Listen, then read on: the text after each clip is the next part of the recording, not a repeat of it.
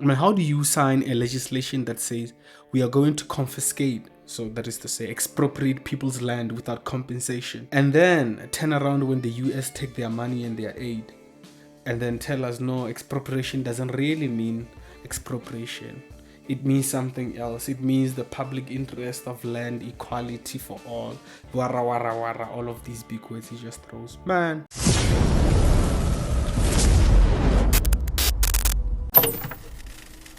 So you said that you were going to cut aid from South Africa. Will you plan to cut aid across other African nations, and why South Africa? No, it's only South Africa. Terrible things are happening in South Africa. The leadership is doing some terrible things, horrible things. So that's under investigation right now. We'll make a determination. And until such time as we find out what South Africa is doing, they're taking away land, they're confiscating land, and actually they're doing things that are perhaps far worse than that. And on the bet, so you said that. Ladies and gentlemen, President Trump is not very far off with what he's saying, and I love the fact that he's saying they'll investigate what is happening in South Africa. So first they will investigate what is happening, but he's very much aware of the Expropriation Act that has been put in place by the GNU, the so-called GNU, you know, the grand coalition of the ANC and the DA, the AFP, VF Plus and them. They said they were going to save South Africa from all of this leftist madness that is going on in this country. But apparently they just failed. They just keep failing repeatedly.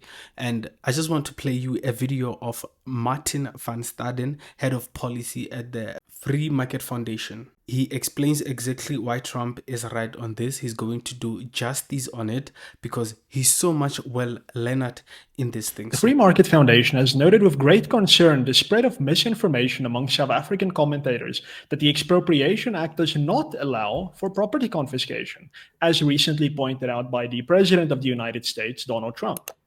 Like Donald Trump or not, he is right about the risks of expropriation without compensation. The Expropriation Act, which was recently signed into law by Cyril Ramaphosa, does provide for property confiscation, in particular in Section 12.3, where it allows government to take property for nil compensation. Nil compensation. They are not paying you nothing, ladies and gentlemen. No money is coming to you. That is what nil compensation means. They are able to do that. An authority of expropriation, if he comes and he wants to get your land, you cannot refuse because it is mandated within the law that for equitable whatever, all of these words that they throw around, justice, social, everything they throw in the sky, just to paint all of these bad policies as if they are good. That's what they try to do. But the bottom line is they are just thieving and grabbing people's land for which they don't deserve. And the underlying basis for it is their hate for white people, really. They call white people settlers. They want them to leave and go back to Europe. Section 25 of the Constitution, on the other hand, is clear that there must always be payment of an amount of just and equitable compensation. Concealing the absence of compensation with appeals to nil compensation does not cure the Expropriation Act of its confiscatory nature or its unconstitutionality. Mm-hmm.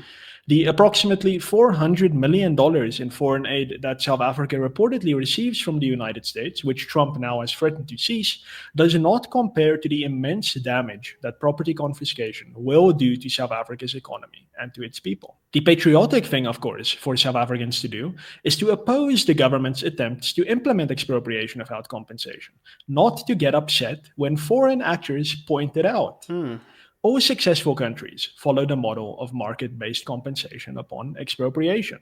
That must be the only standard. The developed world's resistance to the course chosen by the South African government can therefore not shock or surprise us. The state's pursuance of confiscation also threatens the preferential trade access that South Africa has to US markets through the African Growth and Opportunity Act, or AGOA. South Africa needs simply respect its own constitutional values to remain compliant with AGOA. Property owners in South Africa have never really been accorded the respect that they are due. Prior to 1994, the majority of South Africans were told that where they may and may not own property. And after 1994, owners were subject to further abuse when the state nationalized privately owned water and mineral rights. Now it has its eyes on all fixed property, primarily agricultural land. So Trump saying that this class of people, being property owners, of course, have been terribly treated by the state is therefore also not incorrect.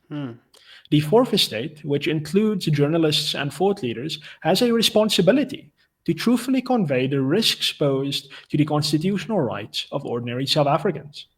That many in these professions are now rallying to the government's defense because they have misgivings about the personality of Donald Trump is therefore very regrettable. The Free Market Foundation is convening a crisis roundtable tomorrow on Tuesday, 4 February, that will bring together various civil society organizations to consider not only a legal response to the Expropriation Act, but also how to muster and direct. Look, thank you for that. Ladies and gentlemen, thank you for that. Martin, thank you for the initiative to fight for South Africans. We have to fight so much on everything. We have the NHI that is coming. The Bella Act is already in full swing. The expropriation bill is just knocking on the door, and you know, it's right here. It's right here. We just have to make sure that we stand together as South Africans and we reject this. You know how Ramaphosa just backtracks on everything he's been saying.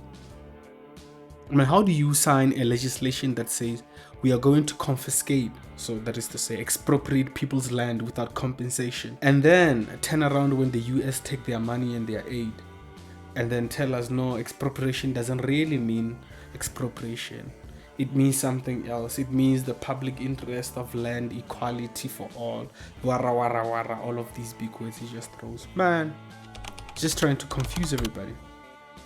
They called that guy the best negotiator in the world. I'm telling you, he's the biggest liar. He's more a liar before he's a negotiator. In fact, he negotiates with lies. Ramaphosa, ladies and gentlemen, I've never seen a guy like this. Even JJ once said this. I don't usually agree with JJ Dabadi, but he said this one time. He said, Ramaphosa can look you right in the eye with a straight face and a smile and tell you green lies. Maga amatala. You know what I'm saying? Yeah, man. We are not going to be gaslit by these people. Unfortunately, ladies and gentlemen, we have to mobilize ourselves as South Africans and find the right people who we are going to put in government, who are going to promote the values of family, of capitalism, more money in people's pockets, small government, reduce taxes, you know, make the business environment thrive for small businesses and remove all of this red tape and all of these expensive licenses that, you know, prevent South Africans from succeeding. We force South Africans into the corner with illegal immigrants and we say compete with spazas. That's how low we've set the bar for South Africans, black South Africans. That is crazy, man. Trump, do your thing, man. I know Trump is not watching this video, but it's like Trump must just keep doing his thing. He's amazing. He cut the aid. That is amazing. Because these socialist politicians in South Africa must learn that the arrogance they have is not saving them. It's not saving them nothing. Gayton also said this on Twitter against Herman Mashaba Ogote. We cannot afford to have this level of arrogance when it comes to the United States because they pay our bills. Our healthcare bill is paid by the United States. Now, these people who are supposed to receive ARVs don't have the medication now. The medication is not going to come because the United States has said we are cutting the funding. And you know, Ramaphosa says, no, the US must leave us alone. How do we have these types of people in power? How do we have these types of people from the ANC in power, really? Ladies and gentlemen, if you like this video, please hit the like button, subscribe, turn on the notifications so that you are notified every time that we upload a new video. Your boy is at it.